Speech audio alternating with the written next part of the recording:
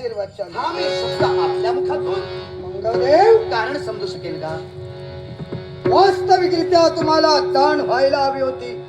शिवशंकर का आला, पण या शिवशंकराला यायला भाग कोणी पाडला असेल तर फक्त तुम्ही. हो, तसा काय?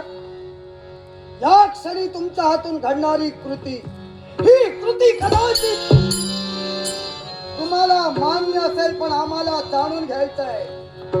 काय असा नाही, काय असा अपराध सांप्रतच्या परिस्थितीत या शनिदेवाने आपल्या बाबतीत ठरविला.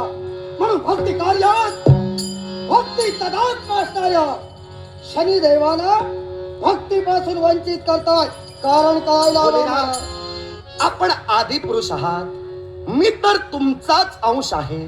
तेव्हा या विश्वाच्या पाठीवर उज्जैन क्षेत्राच्या ठिकाणी जे महाकालेश्वर लिंग होतं, या महाकालेश्वर लिंगाच्या बाजूला सांप्रतच्या परिस्थितीत मंगळेश्वर लिंगाची प्रस्थापना झालेली आहे. ती कुणामुळं? तर या मंगळ ग्रहामुळं. मंगळ ग्रह आजपर्यंत अनितीच्या मार्गाने गेला नाही. मंगळ ग्रह आजपर्यंत अविचारानं वागलेला नाही. म्हणून महाकालाच्या बाजूला मंगळेश्वर लिंग हे तसंच सतेज राहिलं. तुमच्या प्रश्नाचं उत्तर जर द्यायचं झालं तर शिवशंभू महादेव आपण बोलून मोकळे झालात. काय शनिदेवतेंचा अपराध आहे म्हणून त्यांच्या जीवनात हलकल्लोळ हा मंगळ ग्रह निर्माण करण्यासाठी पावलं उचलतोय. भक्ती ते करतायत याबद्दल माझं दुमत नाही, पण तुमच्या प्रश्नाचं उत्तर जर एका वाक्यात द्यायचं झालं तर त्यांच्या भक्तीत स्वार्थ आहे. तो स्वार्थ मला मान्य नाही, म्हणून मी पावलं उचलतोय. मंगळदेव, भक्ती स्वार्थ आहे, परमार्थ आहे की आणखीन काय आहे याची जाणीव आम्ही करून देतोय. पण लक्षात ठेवा, शिवशंकराच्या बाजूला तुम्ही मंगळेश्वर, मंगळेश्वर म्हणजे तुम्ही नव्हे हो, मी तो. लक्षात ठेवा, कारण तुम्ही माझी भक्ती करीत असताना शिवलिंगाची स्थापना केली. तुम्ही केलेल्या भक्तीला अनुसरून मंगलेश्वर हे नाव मिळालं त्या शिवपिंडिकेला, आणि या महाकालेश्वरानं तुम्हाला स्थान दिलं. पण एक गोष्ट ध्यानी ठेवा, काळाचा प्रवाह कुणाला रोखता येत नाही, त्याच्यावर अधिराज्य कुणाला गाजविता येत नाही. तो जसा नाचेल तसा ध्वनी निर्माण करतो. सारे जण त्याच्या पायातले घुंगरू आहे. तो आज एकाला नाचवेल, उद्या दुसऱ्याला नाचवेल. तेव्हा तुमची जागा आहे, पण ती जागा टिकविणं महत्वाचं आहे. त्यामुळे लक्षात ठेवा, वेळ ठरली तर तुमची देखील जागा बदलू शकते. पण तुमच्या प्रश्नाला केवळ अनुत्तरित ठेवणार नाही. या विश्वात त्यांच्या करवी चाललेला स्वार्थ म्हणे तुम्हाला मान्य नाही. तो स्वार्थ काय हे समजेल आम्हाला? निश्चितच समजेल. पण आदि पुरुषा, आपल्या मुखातून निघणाऱ्या शब्दांनी मनात माझा अचंबा निर्माण झाला. विश्वाच्या पाठीवर काळ आणि वेळ याच्यावर कुणालाही अधिपत्य गाजवता येत नाही, आणि यापुढेही काळावर कुणी अधिपत्य गाजवू शकणार नाही. आपण आदि पुरुष आहात. या विश्वाच्या पाठीवर अशी कुठली गोष्ट नाही जी तुमच्यासाठी कठीण आहे. आपण बोलून मोकळे झालात. महाकालेश्वर लिंगाच्या बाजूला जे मंगळेश्वर लिंग आहे, ते मंगळेश्वर लिंग म्हणजे मंगळ ग्रह नव्हे, तर प्रत्यक्षात आदिपुरुष आपणच आहात. मी तुमची एक निष्ठतेनं त्या महाकालेश्वर खऱ्या अर्थानं पिंडीच्या बाजूला भक्ती केली, आणि म्हणून जे लिंग मी स्थापित केलं तुमची भक्ती करून, त्यात तुम्ही अंश स्वरूपानं तुमचं वास्तव्य ठेवलात, आणि मंगळाच्या भक्तीला भुलून माझं नाव त्या खऱ्या अर्थानं पिंडीला दिलात, म्हणून ती पिंडी मंगळेश्वर म्हणून झाली. मग जर माझ्यासाठी तुम्ही खऱ्या अर्थानं महाकालेश्वर लिंगाला मंगळेश्वर लिंग सुद्धा यांचं समीकरण जोडू शकता, तर आता मला तुमच्या सहकार्याची गरज असताना तुम्ही माझ्या विरोधात उभे राहून भाष्य करताय. याला कारण शनिदेव ठरतोय. अर्थात मी तरी म्हणेन शनिदेव माझ्या नजरेत दोषी आहे. त्याच्या भक्तीत स्वार्थ आहे. तो स्वार्थ कसा हे सुद्धा मी तुम्हाला पटवून देण्याचा प्रयत्न केला. विश्वात नवग्रह आहेत. नवग्रहांनी खऱ्या अर्थानं आपापलं स्थान या विश्वात सर्वश्रेष्ठ पदावर देऊन ठेवण्याचा प्रयत्न केला आहे.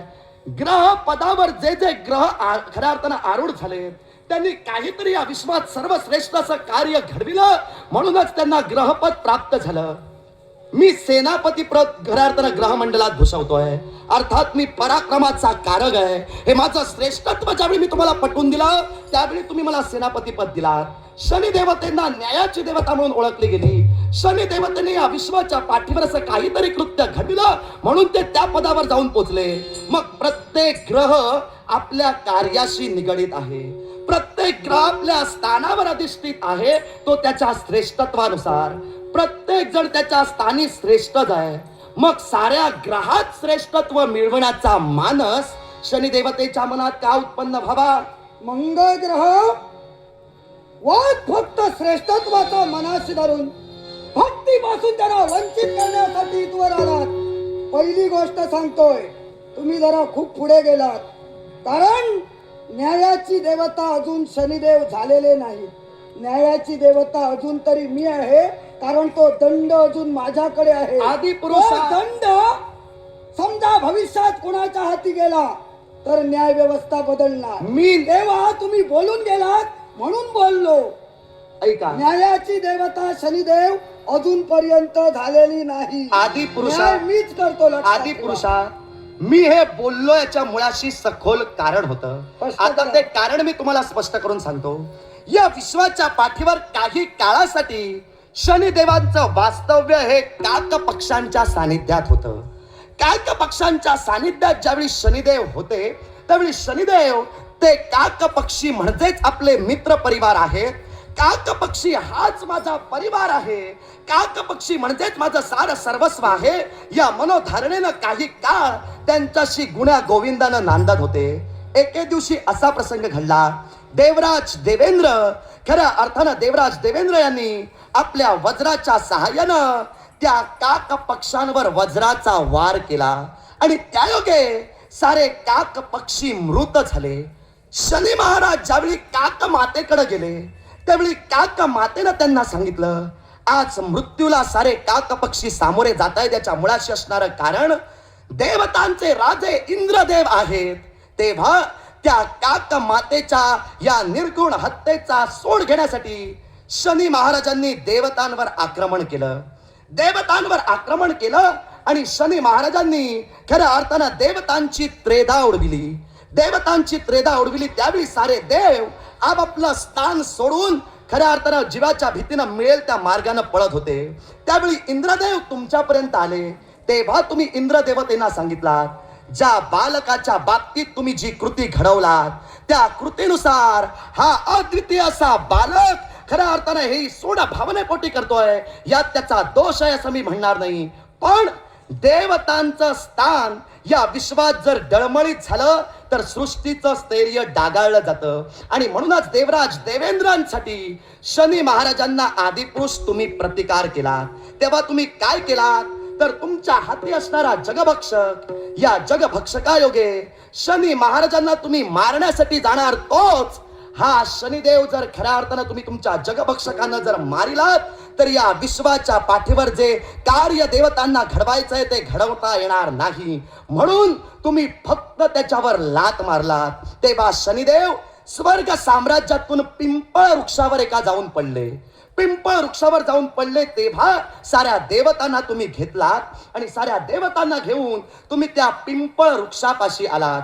आणि साऱ्या देवतांनी शनी देवतेंसाठी काय केलं तर कुचला नावाची वनस्पती आणि मोय नावाची वनस्पती या दोन वनस्पतींपासून एक औषधी गुणधर्म निर्माण केला.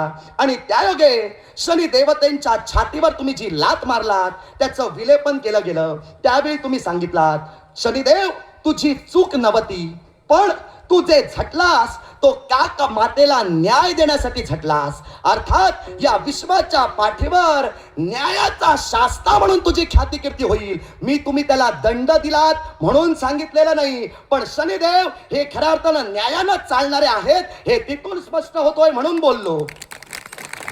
हे मंगळ ग्रह बोललात ते बोललात.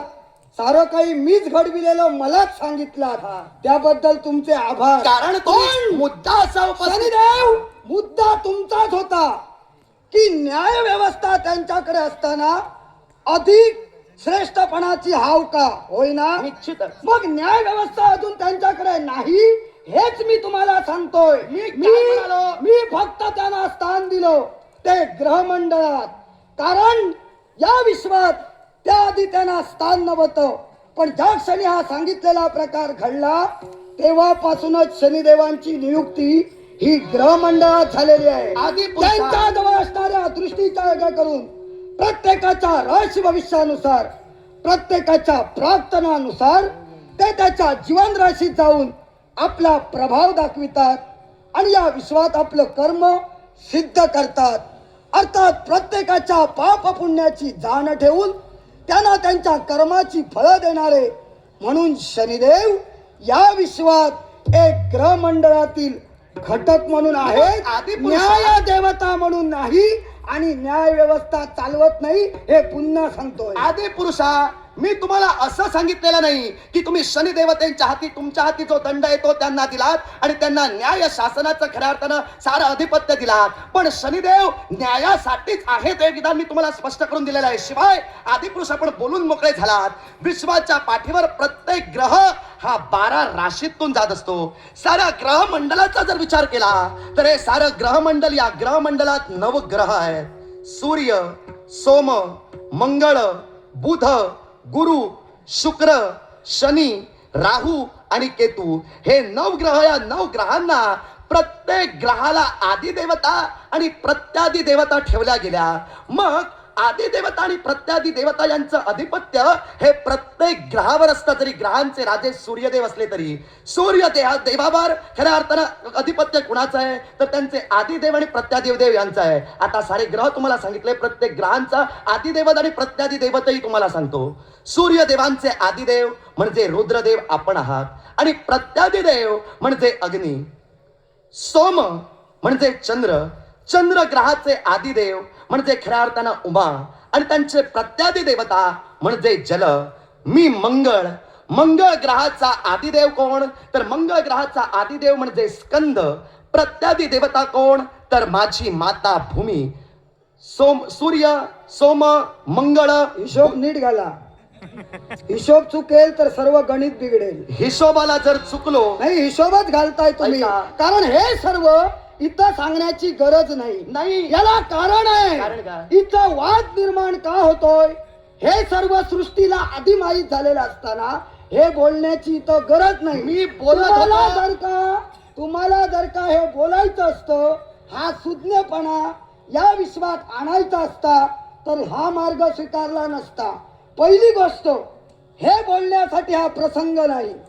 प्रसंग एकच आहे, तुम्ही घडविण्यासाठी आलात शनिदेवांना भक्तीपासून वंचित करण्यासाठी आणि मी आलोय शनिदेव भक्ती करताय त्या भक्ती तत्वाचं रक्षण करण्यासाठी. मग आधी त्यावरच काय ते स्पष्टीकरण द्या. मग कुणाचे उपद्रव, कुणाची उपदेवता, कुणाचा रस काय, कुणाचा गुण काय, कुणाचं धान्य काय हे मला माहित नसल्यासारखं माझ्या समोर वक्तव्य करू मग नका. तुम्हाला जर ऐकायचं नाही, मी असं तुम्हाला सांगितलं नव्हतं. तुम्हाला माहित नाही म्हणून मी सांगतोय. तुम्ही तर आदिपुरुष आहात, आम्ही तुमच्या मग समोर या गोष्टीची अजाण बालक जाण- आहोत. ऐका, मी सांगत होतो याच्या मुळाशी असणारं कारण तुम्ही माझी बाजू चुकीची ठरवत होता, ती माझी बाजू मग सांगा. सत्याची आहे ते दाखवून देत होतो. तुम्ही ऐका. तुम्ही सांगितलं शनिदेव भक्ती करतायत, मग तू का खऱ्या अर्थानं व्यत्यय निर्माण करतो? याला कारण आहे त्या विश्वास. शनिदेवतेंच्या भक्तीत स्वार्थ होता, तो मला मान्य नाही म्हणून मी प्रतिकार मग जर का शनिदेवांच्या भक्ती तुम्हाला स्वार्थ दिसला होता तर तुम्ही न्याय व्यवस्थेबद्दल बोललात. आदिपुरुष मीच ना, मग काय यावंसं वाटलं नाही माझ्यापर्यंत? मग काय यावंसं वाटलं नाही 3 देवापर्यंत? आणि याची जाण करावीशी वाटली नाही तुम्हाला? व्यक्ती स्वातंत्र्य आहे, भक्ती कार्यात खंड पाडण्याचा याला कोणी दिलं? याला कारण आहे. कोणी? आदिपुरुषा, कारण नको, कोणी दिले अधिकार? तुमच्यापर्यंत मी यावं हे तुमचं मत झालं, पण तुमच्या मत नाही, शास्त्र नियम आहे आणि धर्मबाह्य नाही. तर या विश्वाचा आदिपुरुष मला मानताय, 3 गुण तुमच्यापेक्षा श्रेष्ठ आहे, तर तुम्ही न्याय निवाडा करण्यासाठी आमच्यापर्यंत येऊन पोचायला होतं, ते पोचला नाहीत आणि व्यक्ती स्वातंत्र्यानं तुम्ही वाटेल ते घडवता आणि आम्ही आमच्या डोळ्यासमोर बघत राहायचं. कोण वाटलं तुम्हाला? तुमच्यापर्यंत मी आलो नाही याला कारण होतं आणि ते कारण सुद्धा मी तुम्हाला स्पष्ट करून सांगणार आहे. तेव्हा तुम्ही सांग. ऐका, आधी कारण सांग, सांगतोय मग पुढे जा. कारणच सांगतोय. तुम्ही काय सांगितलात? तुमच्यापर्यंत मी यायला होतं, आलो नाही याला सबळ कारण आहे. कारण मला ज्ञात आहे मी पराक्रमाचा कारक देव. जर तुम्ही म्हणत असाल की शनिदेव खऱ्या अर्थानं प्रत्येकाच्या राशीत प्रवेश करतात आणि प्रत्येकाच्या राशीत प्रवेश करून शनिदेव ही शनीची साडेसती प्रत्येकाच्या जीवनात निर्माण करतात, तर मी सुद्धा मंगळाचा जो दोष आहे तो प्रत्येकाच्या खऱ्या अर्थानं जीवनात राशीत आणि त्याच्या राशीतील स्थानात प्रवेश करून निर्माण करण्याचा प्रयत्न करतोय. आज खऱ्या अर्थानं हे शनिदेव तपश्चर्या करतायत. ती तपश्चर्या कशासाठी करतायत तर साऱ्या ग्रहात श्रेष्ठत्व त्यांना मिळवायचं आहे. मग त्यांना जर साऱ्या ग्रहात श्रेष्ठत्व मिळवायचं होतं तर ते ग्रह खऱ्या अर्थानं मंडळात आले असते. साऱ्या ग्रहांना त्यांनी सांगितलं असतं. ते स्वतः म्हणून इतरत्र ग्रहांचा कमीपणा दाखवण्यासाठी आणि स्वतःचं श्रेष्ठत्व दाखवण्यासाठी ते तपसामर्थ्याने खऱ्या अर्थानं तुमचा खऱ्या अर्थानं तपभंग ते खऱ्या अर्थानं तप करतायत. मग तुम्ही विचारायला हवं होतं आदिपुरुषा, तुम्ही खऱ्या अर्थानं शनी महाराजांना सांगायला हवं होतं. तुम्ही खऱ्या अर्थानं श्रेष्ठ पदावर जर आहात तर अधिक श्रेष्ठत्वाची हाव तुम्हाला का? आता ती जर निर्माण झाली त्यासाठी ते तुमचा तप करतायत. मग तप करताय त्याची कल्पना साऱ्या ग्रहांना नाही, म्हणून आम्ही तुम्हाला दिलं नाही. आम्ही आमची पावलं उचलली. मग तुमची पावलं उचललात ती तुमच्या मतानं बरोबर असतील, पण लक्षात ठेवा हा मतभेदात घातक ठरतोय. तुमच्यात एकी नाही म्हणून सारे जण त्याच्या संधीचा उद्या फायदा घेतील. तेव्हा तुमच्यात ऐक्य ठेवा. लक्षात ठेवा तुम्ही ग्रह प्रत्येक जण आपापल्या स्थानी श्रेष्ठ आहात. फक्त राहिला प्रश्न शनिदेवांच्या भक्तीचा आणि तुमच्या मनाप्रमाणे त्यांच्या स्वार्थाचा. पण ते भविष्य आहे. भविष्याच्या गर्भात काय आहे हे देव असलो तरी त्याची वाच्यता करण्याचा अधिकार मला नाही. मग ते भक्ती मार्गाने जात आहेत. दुसऱ्याच्या केवळ वैयक्तिक जीवनात कुठलाही अडथळा निर्माण करत नाहीत. भक्ती करण्याचा अधिकार प्रत्येकाला आहे. तुम्ही ग्रहात आलात, ग्रह मंडळ स्थान मिळालं, ते असत मिळालं की भक्तीनं मिळालं? भक्ती करण्याचा अधिकार प्रत्येकाला आहे. भक्ती प्रत्येकाला करावी. पण आपलं श्रेष्ठत्व सिद्ध करण्यासाठी भक्ती मार्गाने जात असताना दुसऱ्या ग्रहाचा कमीपणा दाखविणं हे शनिदेव काय कमीपणा झाला? आज संप्रच्या परिस्थितीत काय कमीपणा झाला? भक्ती करताय त्याच्या मुळाशी त्यांचं एकमेव कारण आहे. साऱ्या ग्रहात त्यांना श्रेष्ठत्व प्राप्त करायचं आहे. मग साऱ्या ग्रहात श्रेष्ठत्व प्राप्त करत असताना आमचा कुठेतरी कमीपणा झाला. हा तुमचा स्वभाव धर्म तुम्हाला आतापर्यंत त्रास देतोय. दुसऱ्यानं काही बरं करायला गेलं की त्याचा त्रास तुम्हाला होतो. त्यामुळे तुमची फटफटीची वेळ होते. लक्षात ठेवा तुमच्या समोर शिव शंकर या विश्वाचा आदिपुरुष उभा आहे. तुम्हाला यांना भक्तीपासून कधी वंचित करायला देणार नाही. पण वेळ आली तर या मंगळ ग्रहाला तुमतून कसा घालवावा हे मला माहिती. मग तुम्ही जर त्यांना भक्तीपासून वंचित करू देणार नाही तर मंगळ ग्रहाचा सुद्धा दृढ निर्धार मंगळ ग्रह भक्तीपासून त्यांना वंचित केल्याशिवाय कधी राहणार. मग कोण मी तुमचा याची जाणीव आहे. निश्चितच आहे. या विश्वात तेव्हा हिरण्याक्ष निर्माण झाला. त्या हिरण्याक्षाचा शेवट करून परत असताना हिरण्याक्ष कन्या विकेशी हिनं केवळ आमचं स्वरूप पाहिलं आणि या विश्वात केवळ आमच्या समोर संग करण्याचा प्रयत्न चालविला होता. पण आम्ही मान्यता दिली नाही. तक्षणी आमचा क्रोध जागृत होता. आमचा धर्मबिंदू बाहेर पडला. तिनं तो शोषिला, पण तो त्रास केवळ तिला सहन झाल्यामुळं तिनं केवळ तो त्यागीला आणि भूमीला दिला. त्या भूमीनं वाढविला तो भौम. त्यानंतर भारद्वाज मुनींच्या सानिध्यात राहिलास. गणेशाची भक्ती केली आणि या विश्वात गणेशानं अंगीकारलं म्हणून अंगारक. पण लक्षात ठेव तू मंगळ आहेस. दुसऱ्याच्या जीवनात मंगल करायचं सोडून अमंगल करत असशील. म्हणूनच मी म्हणतोय तुम्ही पुत्राच्या बाजूने उभे राहत नसाल तर मी सुद्धा तुम्हाला प्रतिकार करतोय. देवा मंदिरात नाही, देवा विहारात नाही, देवा मंदिरात नाही, देवा विहारात नाही, साऱ्या चराचरामध्ये देव करुणिया राही, साऱ्या चराचरामध्ये देव करुणिया राही, देव पावला पावला पावला हो, देव पावला देव पावला पावला पावला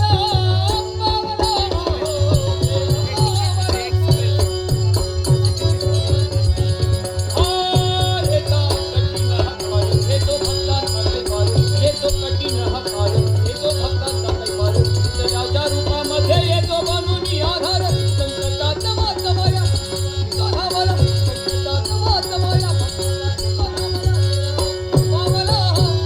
पावला पावला हो